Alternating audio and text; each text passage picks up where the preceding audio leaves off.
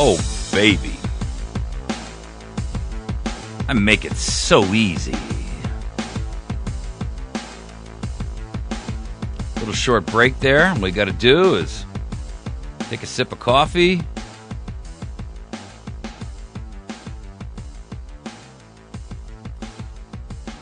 Catch for a second. Just take a deep breath. And suddenly, America's voice is back in force. Okay. I really want to talk about this 1 million trucker thing, but before we go there, I just want to point out the disaster of the Lois Lerner debacle and the IRS Tea Party scandal. Because this woman was notified the other day that an interior review was accomplished where they determined that her actions were they didn't call it criminal, but they did determine that she was malfeasant. Okay, and not for nothing, but you know, if you did that, if you were a business owner and you committed the same level of malfeasance that Ms. Lerner did, you'd spend many, many years in jail. And yet, for whatever reason, these government people seem to just be able to operate with impunity and immunity from any kind of penalty.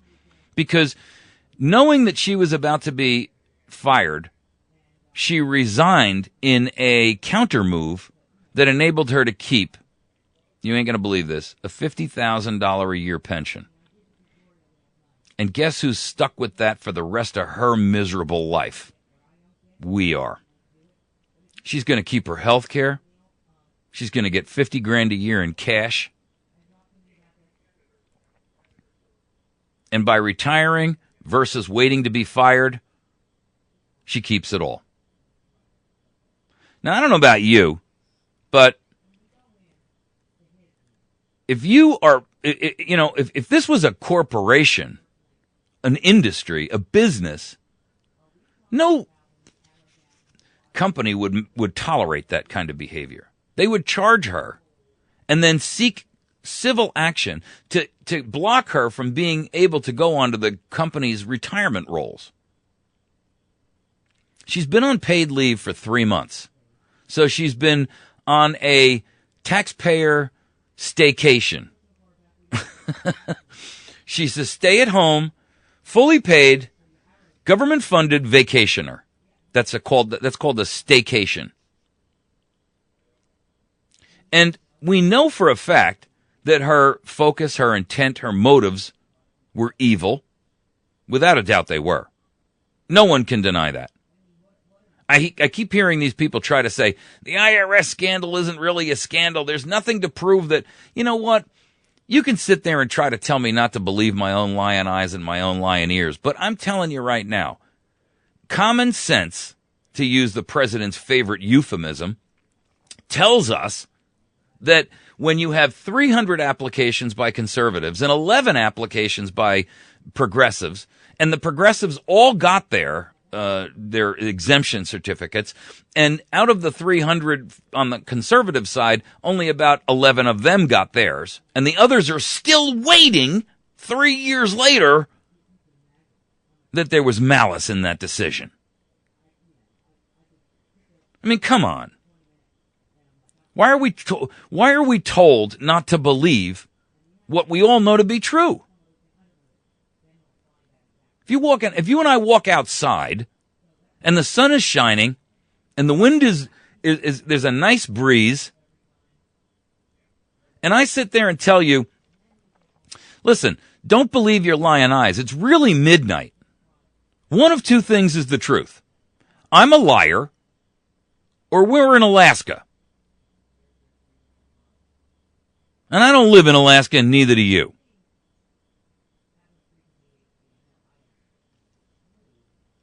Many of those Tea Party organizations are still waiting for their exemption. And this isn't just bullying. At this point, this has become persecution. And there's a difference between a bully and a persecutor. There's a difference between a little hazing and a torturing. And what the IRS is doing is torturing America based on who is in power and who wants to use them as a weapon of mass destruction. And to allow this woman to resign with full pay is a travesty. It really is. She was found guilty of neglecting her duties. That's a pile of crap. She's not guilty of neglecting her duty. She's guilty of betrayal of her oath.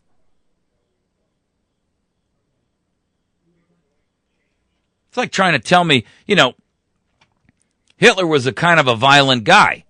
No, he was a very violent man.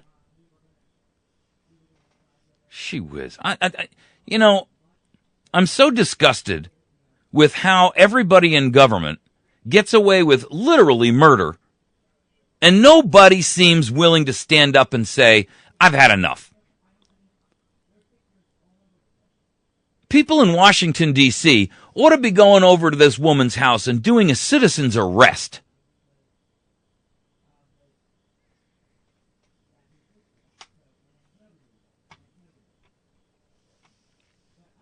And all we get is, well, just because she's retired from the IRS doesn't mean our investigation is over.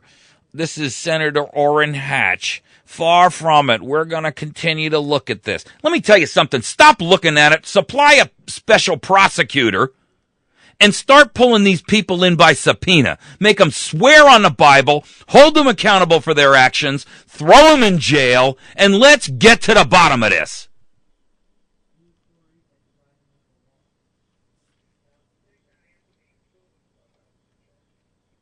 Well, we're fact-finding. Quit fact-finding. That's what a special prosecutor does. I get it. The special prosecutor's got to be appointed by none other than Eric the traitor Holder. So let's change that law.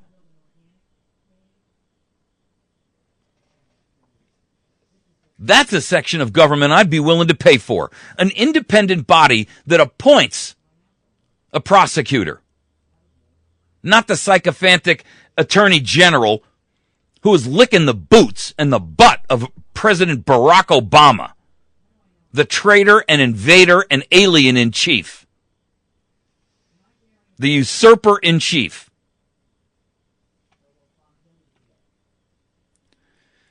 America, it's going to come to a time where you're either going to stand up or we're just going to have to acknowledge that we've capitulated to slavery, indecency, coercion, manipulation, and we're just going to stand here and be happy with our lot in life, whatever crumbs the elite in Washington decide to give us. Frankly, I, for one, I'm of the Thomas Paine thinking. I don't know. What I can tell you is this. It's up to us to break the back of this thing. And that means every one of us has to be active and participating.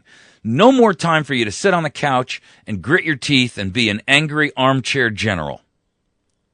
Get up and become a private in the army of activism. There's a group out there called 1 Million Truckers to D.C. 1 Million Truckers to D.C. Please find their Facebook page. It's facebook.com/1 million, the word spelled out, Truckers D.C.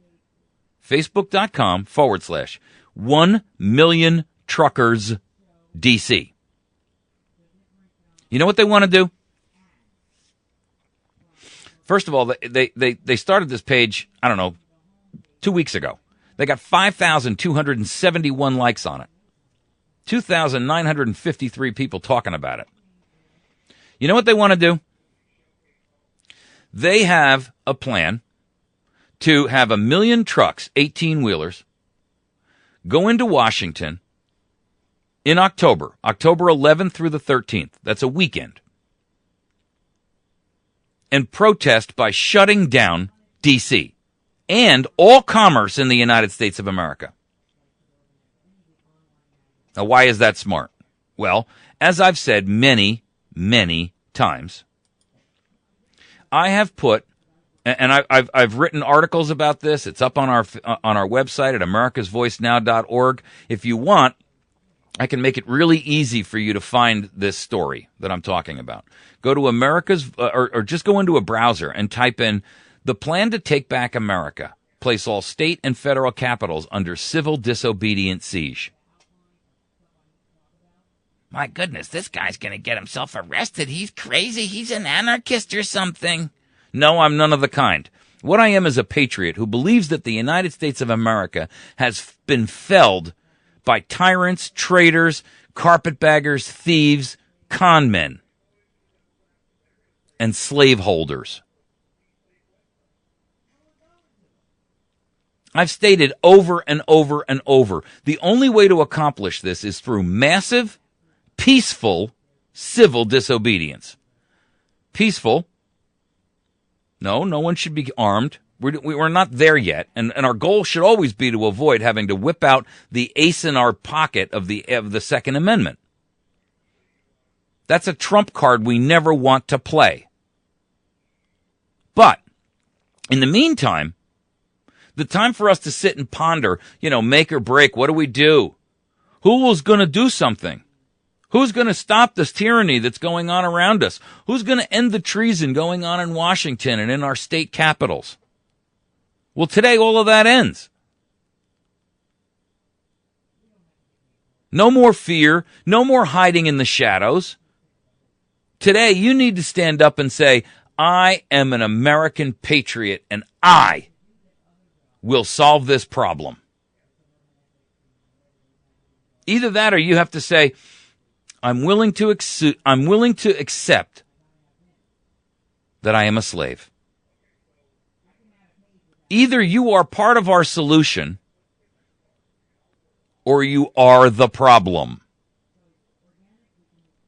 The only way for us to take back this nation is to starve it to death. Starve the beast in Washington, D.C. Starve the beast in your state capital. The 1 million trucks in D.C. idea is excellent. I love it. They want to go to D.C. on October 11th, and they want to freeze all commerce. They want to park those trucks and literally shut the city down. In addition to that, they're asking for you to help. How? Well, one, those 3 days, you don't do anything. No work, no spending. Don't fill your gas tank. Don't go to the store. Do not spend 1 penny. In other words, let's bring commerce for 1 weekend to a screeching halt.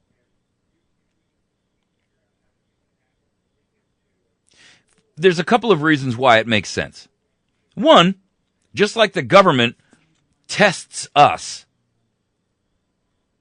this tests the theory. I'd love to see some economic numbers that would come out of some financial people that would say during those 3 days, as compared to every other weekend, the total economy was frozen to the point of X or Y.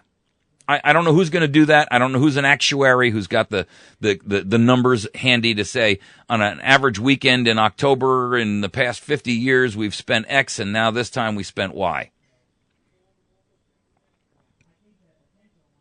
It's an opportunity for us to test and probe, if you will, how much effectiveness that move would have. And then to extrapolate that and say, great, now let's do it for a month.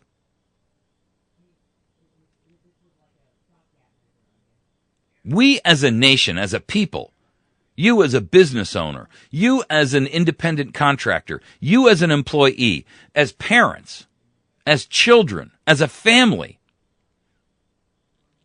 as a community, as a town, as a city, as a state, as a people, we must step to the plate and restore and preserve and save this nation. Yes, from itself. And we can do that using the peaceful tool of civil disobedience. Just don't play. On October 1, when Obamacare exchanges open and you're required to sign up, don't opt out. Don't do it.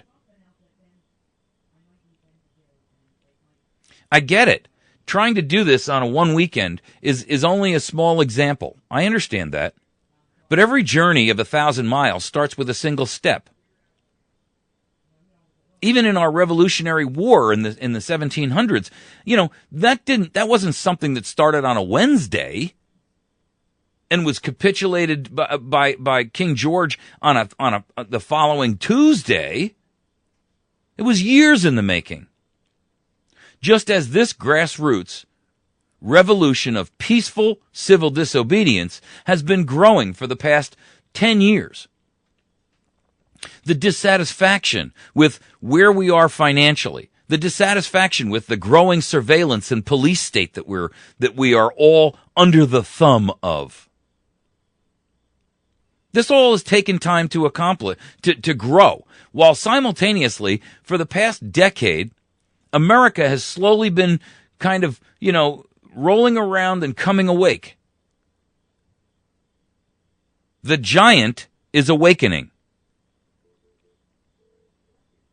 And the giant,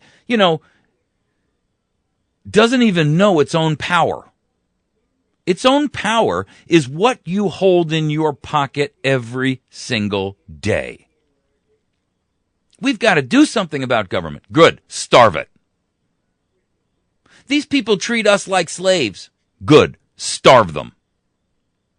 I can't believe what these people do in Congress and over in that White House. They're liars and thieves. Good. Starve them out. The old concept of a siege worked very well. The attackers would surround a city. They would cut off all the supplies to water. They would cut off all the supplies to food. They would cut off all the resupply that could have come in from the outside. And if there was a well inside or a water or food supply inside, they poisoned it if possible. And ultimately what ended up happening is this. They gained control of the city because they sat and waited out the enemy. It is our job to put every state and federal capital under civil disobedient, financial, economic, and voting siege. The goal is very simple. You must vacate the city.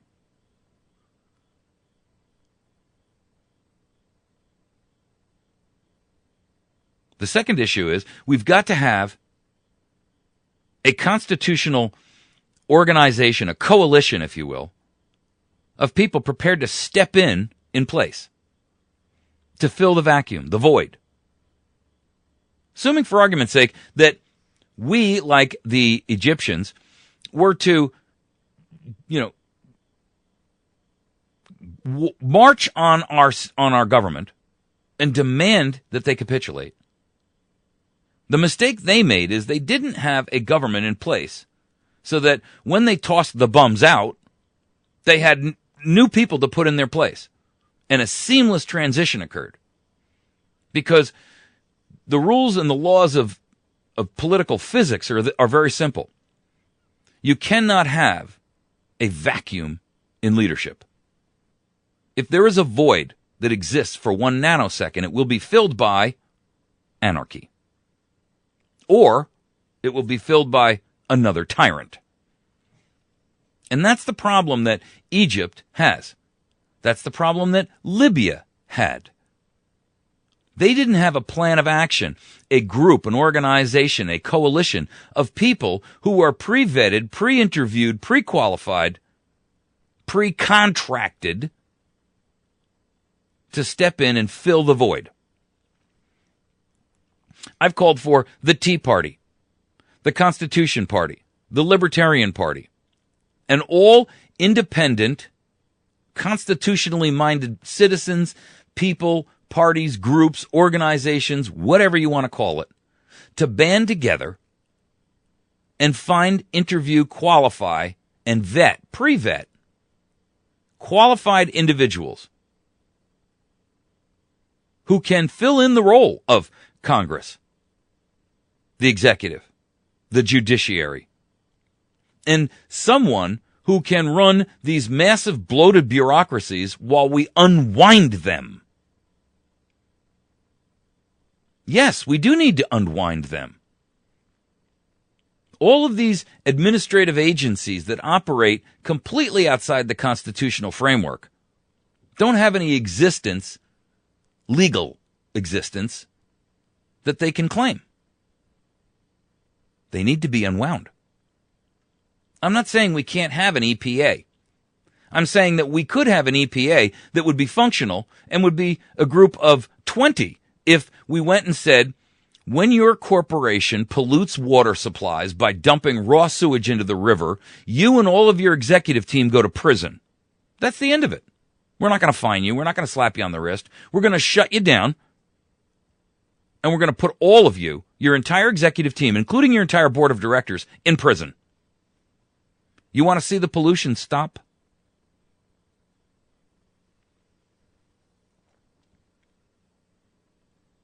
You see, the elimination of the lobbying, the elimination of money in government is the only way to clean government out. And the only way to accomplish that is to get rid of all, to flush the toilet and empty it.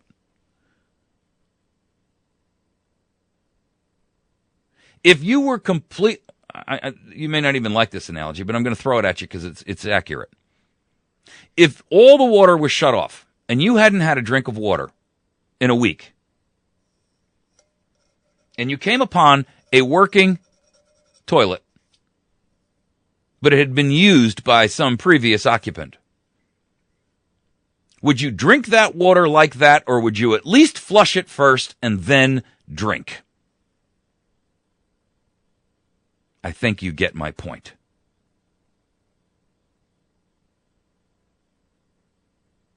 Washington is a sewer. All of it. Not part of it. All of it. There are good people there. I'm not saying everyone is a demon in disguise. But either they are part of the solution or they are part of the problem. And they can't possibly be a part of the solution if they are a part of the problem. Will good people lose their jobs? Absolutely. But good people not in government are losing their jobs as a result of government's actions every day. So which is better? They lose their jobs or we lose ours? It's the old us-them strategy. And it's pretty clear. You don't have to have a political science degree to figure this out, or an economics degree.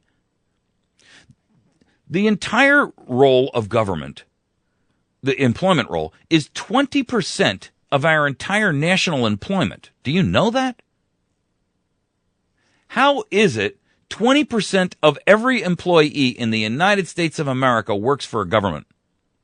Directly. We're not talking about the contractors who make their living on government, which would bloat those numbers to probably maybe 40 or 50% of all the jobs in America revolve around government.